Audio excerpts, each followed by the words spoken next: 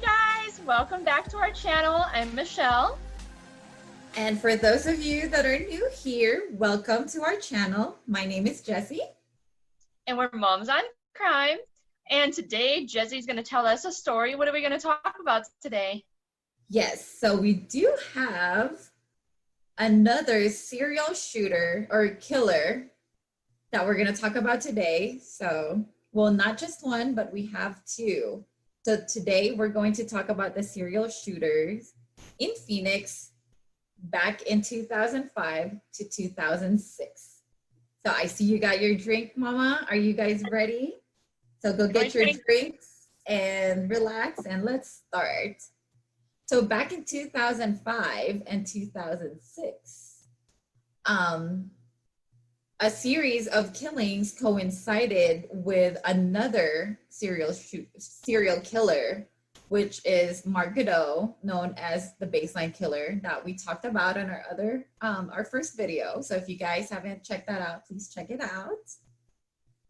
Today we are going to talk about Dale Sean Housner, who was born on February 4th, 1973, and Samuel John Dietman, born October 17th, 1975. So these two, they murdered 8 people, 20 plus attempted murders, 2 victimless arsons. They just pretty much terrorized Phoenix, Arizona around those years. Oh my gosh.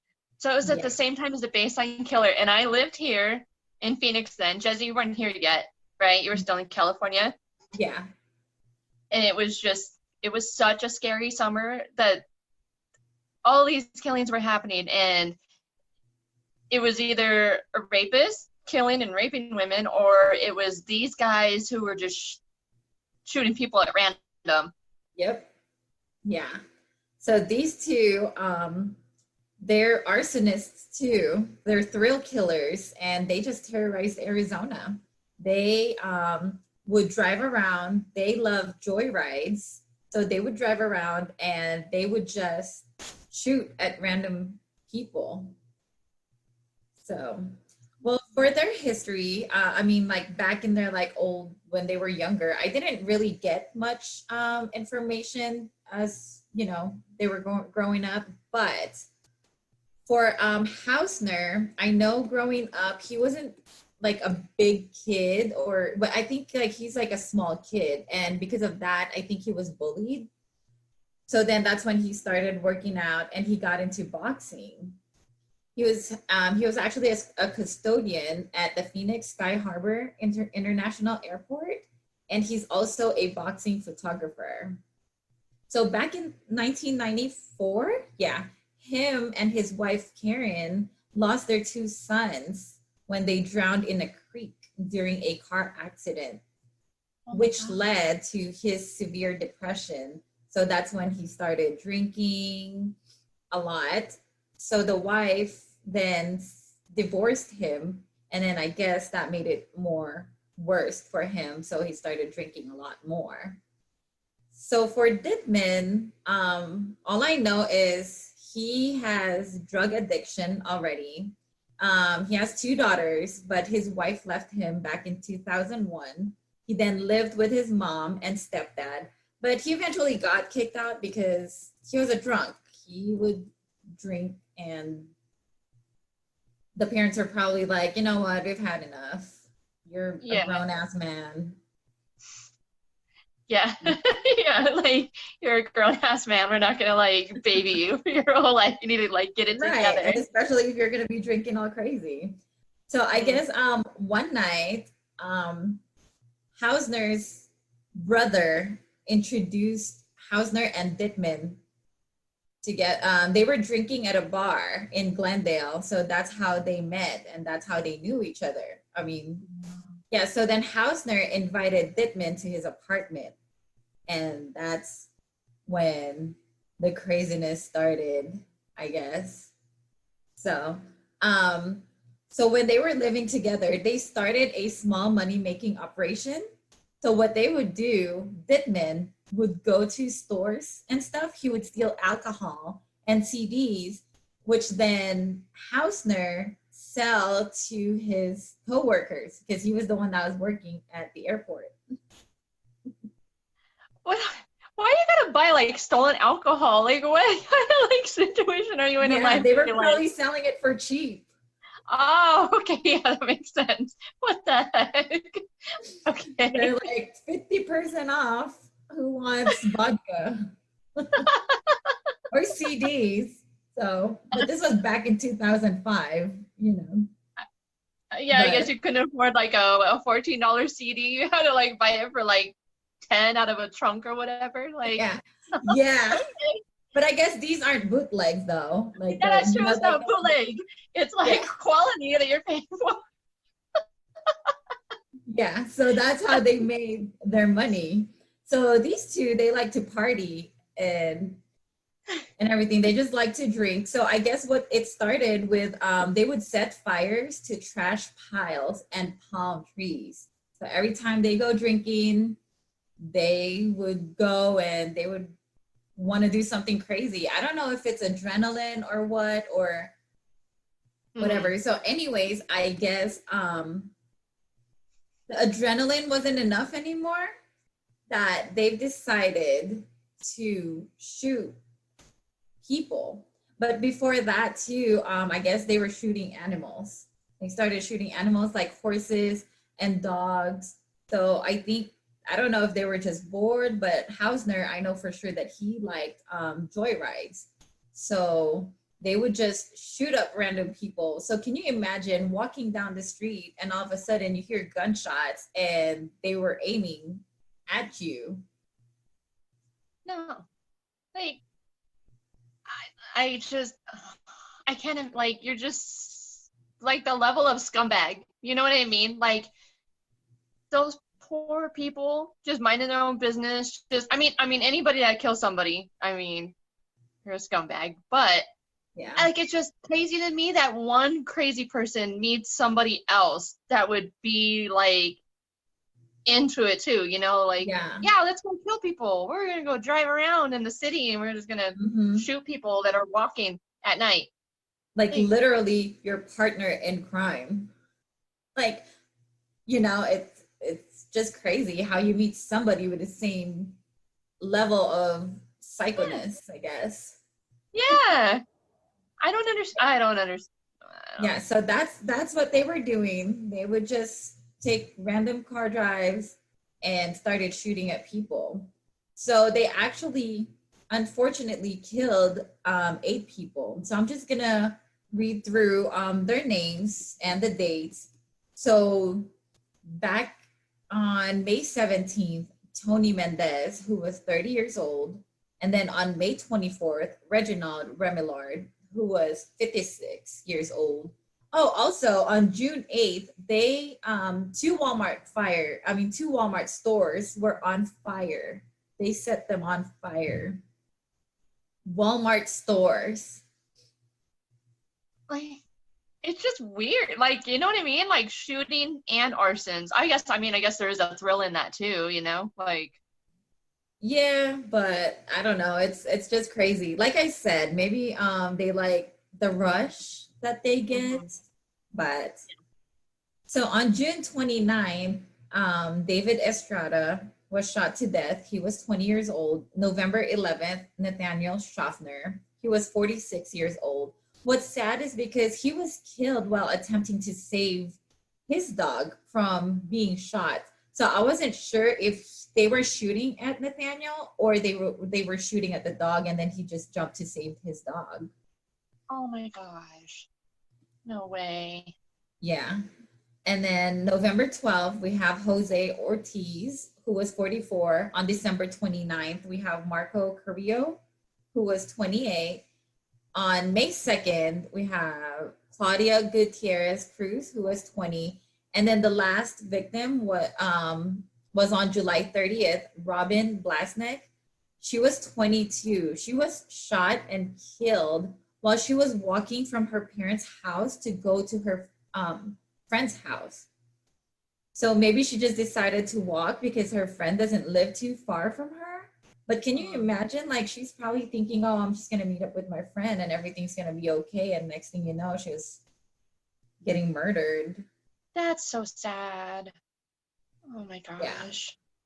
So then the cops got a tip from somebody, Ron Horton. So how he found out is, I guess, one night, Ron and Dietman, they were drinking, and Dietman got drunk, and then he confessed to him all the murders. He was probably like, oh yeah, you know, dude, the shooters that you see in the news, that's us. We killed, you know, these people, and we started shooting at just random people.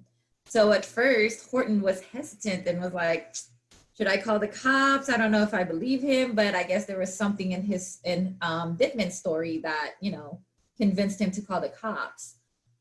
So then the police got approval to plant wiretaps on Housner's apartment and on his car. So the cops were listening on their conversation, and they made incriminating statements, is what I read. I've read about the wiretaps that they did on them. Yeah. And yeah. And so they from the article that I was reading, they didn't go into details as to what they were talking about, but it said there that they were making fun and mocking their victims too. And there's like a lot of like gruesome information in there that wasn't released, but I guess they were talking details about how they shot their victims or where they shot them, you know? Yeah. So on August 3rd, the police released a statement linking to Blasnick's murder to the serial shooters. So on August 3rd, they also got arrested in front of their apartment in Mesa. So after they got arrested, the police went inside the apartment to search the apartment. So they found guns, they found ammunition, they found news clippings and videos of the shootings and their murders. Oh my gosh. That's like their trophy, you know, because they didn't stop at the crime scenes, and that's like their trophies that they like followed the news and they kept all the newspaper clippings about it. Yeah, I think that's what like serial killers do. They have to have like a trophy to take with them, you know, or something. I don't know if it's like a remembrance from the heinous crime that they've committed. But and then when they searched Housner's car, that's when they found shell casings that that they matched the other murders that happened the nights prior. So then they got arrested. Hausner got convicted of 87 crimes. So 8 murders, 19 attempted murders, numerous aggravated assaults, drive-by shootings, firearm charges, and cruelty to animals and arson. Wow. That's what I don't get. Like, why would you shoot at innocent horses and dogs? Probably just because like the animals, you know, they're like an easy target at first, and then they probably got like bored with that, and that's when they moved on to people that were just walking on the street or sitting at a bus stop, riding their bike down the street. And then they probably got a reaction, you know what I mean? Shooting a person. And it was like, was it like shotguns they were using, or like a handgun? I think it was shotguns. That's what they have more. That's what they found a lot more. Gosh. That's so crazy. It's sad. It's like, but so Hausner, he was sentenced to 6 death penalties. 6. So at first he wasn't pleading guilty or anything. So he got 6 death penalties. But after he got the death sentence, he was telling the jury, you know, just put me to death as soon as possible. He accepted it. But for death, so he got life in prison without parole. So I guess the reason why he didn't get the death because he pleaded guilty. Wow. Yeah. But on June 2019 or 2013, sorry, 2019 was last year. June 19, 2013, he overdosed on antidepressant pills, which he ported from his cellmate. So he probably ported all these pills, took it all at once, and yeah, he overdosed. So then he was rushed to the hospital, but he was later then pronounced dead. Oh my gosh. Yeah, Wow. for his death sentence, so he took his own life. I guess, I don't know, I guess all the pain and things they went through in their past, just everybody reacts different, to Yeah. trauma that you go through in life, I guess. I don't know, but I don't know how that turns into like, I want to hurt other people and I want to murder other people. Like, Exactly. that would never make sense to me. And even that one documentary, there's this one documentary that I read. His brother even said, I think that was what triggered him when he lost his son. For Housner. I don't understand that. I don't know. I guess I can't relate to that. Like, you're going through pain and trauma and it turns into like, I want to hurt other people. You know what I mean? Yeah. It was an accident. He lost his kids in an accident, but yeah, that's crazy. Yeah. And to think like, I don't know if that was his way of healing or whatever, to like drive around and just shoot at random people. Mm-hmm. But it's still evil. When does that even occur to you though? Like, I'm gonna drive around and I'm gonna start shooting animals that I see, and then now I'm gonna start shooting people that I see walking down the street, or you know what I mean? Yeah. I don't understand how I like to go for drives to clear my mind turns into I'm gonna become a thrill killer, and like how does the universe align in such a way that you get introduced to somebody that's totally willing, like, okay, cool, I'll go with you.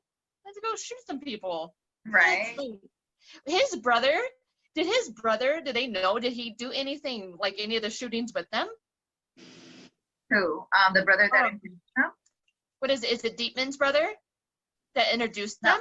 It was Housner's brother. Oh, Housner's brothers. So did he do any of the shootings with them? That's what they said on some articles, but I think it wasn't really proven. But I'm pretty what's for sure is that he was present during the arson.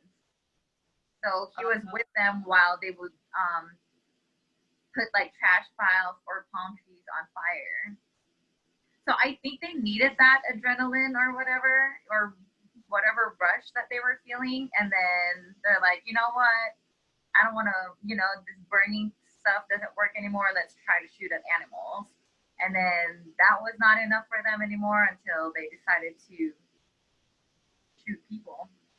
They probably egged each other on too, like to do it, to like push it a little bit further, do something else, go a little bit further, move from animals to people. Yeah. That's just crazy. And so also they were arrested. They were arrested like a month before Mark Goudeau. Like, that all happened like within a month. Yeah. So can you imagine, like in Arizona, you have a serial rapist and a killer, and then you have serial shooters, and it's just a very crazy place or time, for Arizona. It was such a scary time. That summer of 2006 was so scary. Like, those few months, it was like constant on the news. I mean, at first with the serial shooters, it wasn't getting reported really. Like, like the animals and stuff, but once they moved on to people, and when they said on the news that they didn't put in the news, I don't think, that they believed it was 2 people in the car, but from a documentary I saw, Phoenix police knew all along that they were dealing with 2 people, because I guess their aim was so good. The police said, we knew there was 2 people working together, because there's no way somebody could drive a car, shoot a shotgun or a gun and have that good at aim. So They knew So on the news, though, I don't think they said it was two people in a car. Like, I don't even really remember the news giving a whole lot of information. Maybe a make and model of a car, but I don't even remember that for sure. But that summer was just so scary. It was like constantly on the news that either the baseline killer or the serial shooters had struck. It was like all the time, every week, like hearing that, and it was just so scary. Like, you didn't feel safe like pumping gas in your car or like walking into a grocery store, especially as a woman. You're like, either the baseline killer is going to get me or these dudes driving around in a car are going to shoot at me, you know? Yeah, because their victims are so random too, even with the baseline killer. Yeah. But these two, their victims are random too. I think they would just take a drive, and if they see somebody, they would just shoot it at them. Whether you're a kid, you're old, you're a guy or a girl, they did not. That's so sad. Yeah. So sad. Crazy. And also, there's this article that I was reading. It's called San Something. So for those of you that watch Criminal Minds, they mentioned the serial shooters and the baseline killer in one of their episodes. I think season 12, I think is when they mentioned it. Yeah, and I was like, oh, that's, actually kind of cool, because, you never really hear like stories about, oh, what happened in Arizona, they have serial killers. I think besides who, Jodi Arias, I think she's like, don't even get me started. All like famous ones, you know what I mean? So I think it's not cool, but it's like, oh wow, hey, that's in Arizona. Yeah. But like it's like messed up. Like, she got so much TV time because she's a pretty girl that is a freaking psycho, you know what I mean? And I guess these ones, it's like men, but it's still sad because there's actual victims. And there's multiple victims and all their families who suffered. And not that they would want the limelight, but I think that the family member, like the victims, deserve to, what am I looking for here? Like to be recognized, their name out there, but tell their story. You know what I mean? They had a story. They were people. They have families that they left behind, and their murder, their death caused a ripple effect, and none of those families will ever be the same. And so I mean, I guess that's our aim, starting off with Arizona stories that we know well, but then you don't hear it ever. Like, you don't really hear about them. Not really. So I think that's, for me, like, the victims, to have the victim story out there. That's why I watch so much true crime. I like to just hear the backstory and maybe about the killers, like what made them do this. And then I like to hear about, the victims, I don't like to hear about it, but their story, you know what I mean? Like, I think that they deserve that, you know what I mean? To have their story told. Yeah. So, well, that's crazy. Sometimes I don't know what goes in their minds, but no, me neither. And that is our story. But like me and Michelle would always say, just be safe out there. Always be on the lookout. Don't be very vulnerable. Just be safe. And if you know somebody who's acting kind of weird and you think maybe they're up to something weird, you'd speak up, say something. Yeah. Definitely. And then for sure, we rest in peace to his victims, and God bless their families. And we pray for them that they find peace with the tragic event that they were forced into. For sure. And to think this isn't like super far back. It only happened back in 2005. Yeah. So, well, if you guys like the story, that's the story for today, serial shooters. Don't forget to like and subscribe. And turn on the notification bell so when we upload, you get notified. And if you have any ideas for stories that you think we should cover, let us know in the comments or our email at momsoncrime@gmail.com. And we will see you on our next story. We'll see you guys next time. Thanks for watching. Bye.